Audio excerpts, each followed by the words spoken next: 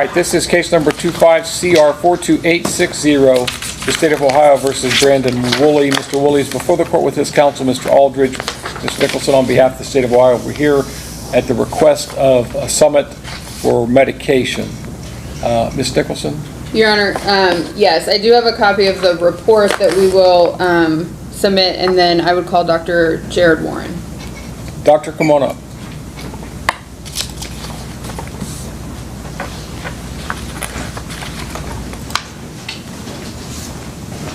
Raise your right hand. You swear from the testimony you give in these proceedings to be the truth, the whole truth, and nothing but the truth, so help you God? I do. Can I have a seat, please? There's water if you need it. Go ahead, Ms. Nicholson. Thank you, Your Honor. Good afternoon. Could you please tell us your name, spelling your first and last name for the record? My full name is Jared Warren, Jarrod, last name Warren, Warren. And where are you currently employed? Summit Behavioral Healthcare. In what capacity? I'm an attending psychiatrist. And how long have you been with Summit? A little 5 years and some change. And in your capacity as a psychiatrist at Summit, are you part of the team, or are you the treating physician for an individual by the name of Brandon Woolley? Yes. And has he been admitted to Summit? Yes, he was admitted on July the 6th of this year. Okay.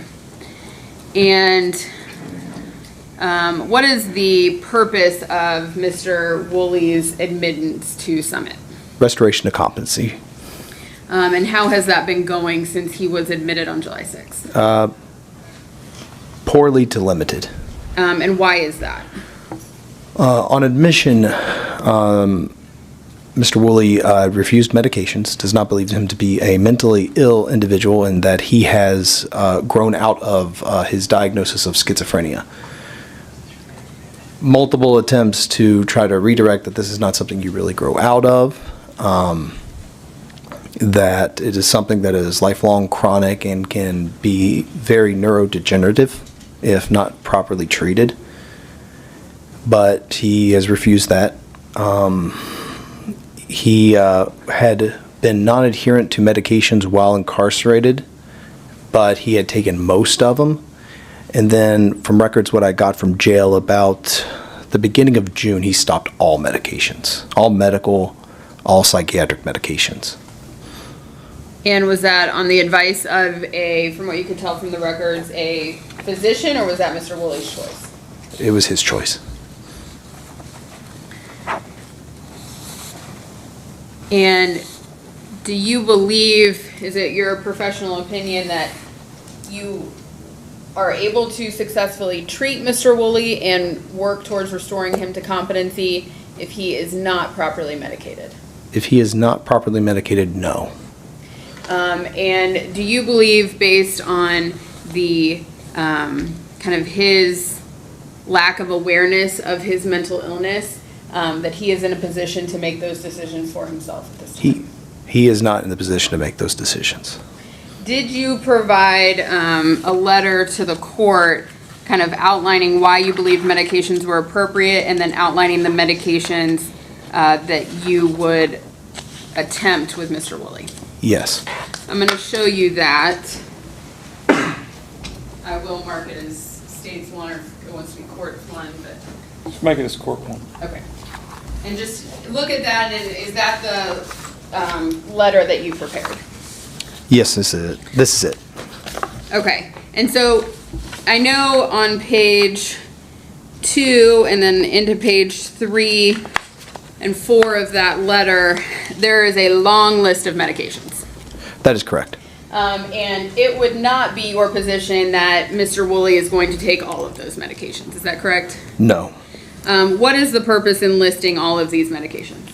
The purpose of listing these medications is to provide a list of medications for the court, so that if a medication were to have no or even just a partial effect for symptom remission or control, that we don't have to come back to the court to petition the court again for another medication. Is it your goal to find the medications that work best for Mr. Woolley? Yes. And how would you go about doing that? Well, we looked at his history. He was with us in 2021 and on a medication called Abilify Maintena, and then most recently he was on from Northwest Ohio Behavioral Health Care in Toledo, where he was restored to competency with medications. He was on Haldol, Zyprexa, and Depakote. The theory or the working clinical decision here is that if there is a presence of a second-generation antipsychotic, I can avoid polytherapy, just have one agent, which is why I want to go initially with medication called Invega, which comes also in a long-acting injectable to help maintain adherence. So with that, hopefully we will get symptom remission, and I don't have to add any other medications. But from prior hospitalizations, he's required multiple medications, including mood stabilizers, first and second generation antipsychotics. And if Mr. Woolley were to have some adverse reaction to any of those or not respond to those, you would not continue with those, you would switch and try to find something that would work. That's correct. That's correct. And then you are also asking the court for the ability to conduct essentially lab work and other diagnostic testing to ensure that Mr. Woolley is responding okay to the medications. Yes.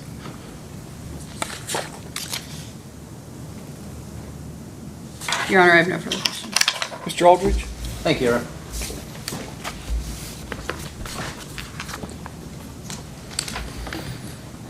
Doctor, to your knowledge, has Mr. Woolley taken any medications while he's been at Summit? No, he's not taking any medications. Okay. And I believe you said even at the jail, going back to at least June, he had stopped taking all medications? Yes. Okay.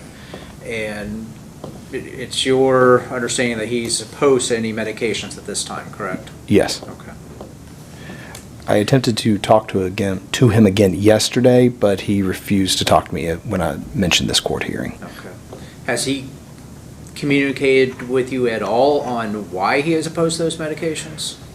He has communicated on multiple interviews that he has no symptoms and that he has either stopped being schizophrenic or grown out of being schizophrenic. Okay. And have you observed any such symptoms? As he has continued his hospitalization, he is becoming more bizarre. He was going to groups and actually like somewhat participating. Now he's not participating at all in the groups. There's been reports by staff that he's been responding to internal stimuli.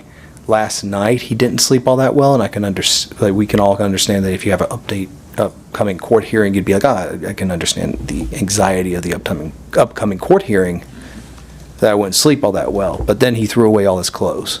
And when asked why he threw away all his clothes, he did not respond to my staff. He just walked away. Okay. Of the lengthy list of medications that you requested permission for, of those, you kind of called out the Invega injection. Is that one of the primary ones you intend to start with? That's the one I am hoping that will provide the most symptom relief. Actually, it's based on his previous treatment history, but the goal with any kind of medication management is that we don't pile on as many medications as possible. We find something that works for you. Okay. And that's where I wish to start. Are you anticipating starting with any other medications other than that Invega shot? Well, oral medications for Invega first. That allows me to actually dose it a little bit more accurately, and then I can dial in a long-acting injectable based on the oral dose equivalent. Okay. And that answers my next question on the preference between oral and injection. You're going to start with the oral, then move towards the injection? That is the goal. Okay. To your knowledge, does Mr. Woolley have any known allergies to any of the medications you've requested? Not that I know of, no. Okay. Are you requesting any additional treatments such as ECT or the like? No ECT. Okay. But has Summit even performed that? We used to have that capability, but in the context of restoration of competency, we don't typically utilize that. Okay. No further questions. Anything else? Nothing additional, All right, Doctor, thank you, sir. You may step down. Anything else, Ms. Nicholson? other than what has been Give me that. indicated as Court's Exhibit 1. Thank you, sir.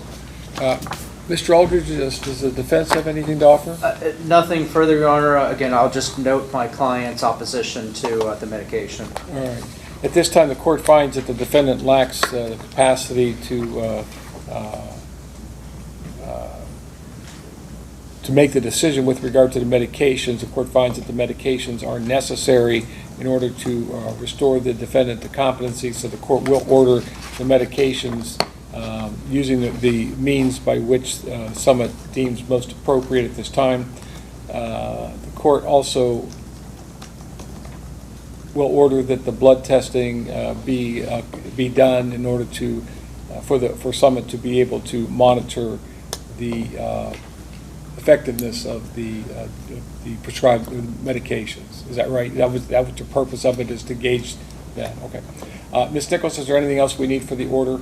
I don't believe so. I think that should be sufficient. Okay. Mr. Aldridge, anything? Nothing else. Was there something else you guys wanted to bring up to the court? Yes, Your Honor. The alleged victim is present. She is Mr. Woolley's mother.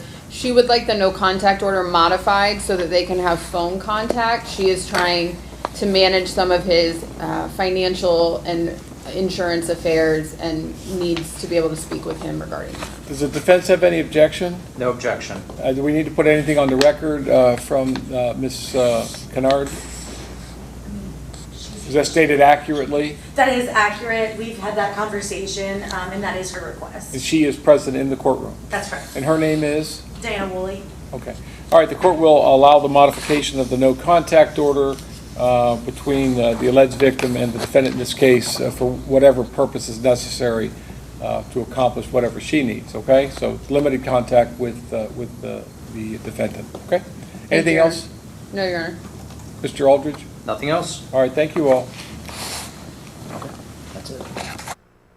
What happens when someone insists they're perfectly fine, but every expert in the courtroom says they're not? Brandon Woolley refused every psychiatric medication, claiming he no longer had schizophrenia. However, his treating psychiatrist painted a very different picture. He testified that Brandon's behavior had become increasingly concerning, that he was refusing treatment, withdrawing from therapy, responding to things no one else could see, and making irrational decisions. The doctor explained that medication was the only realistic path to restoring Brandon's competency to stand trial. Even the defense couldn't dispute the medical concerns, only Brandon's opposition to treatment. After reviewing the evidence, the judge approved involuntary medication and blood tests to monitor its effectiveness. Then came an unexpected moment. Brandon's mother asked the court to relax the no contact order so she could help him handle important financial and insurance matters, and the judge agreed. Was this a necessary decision to protect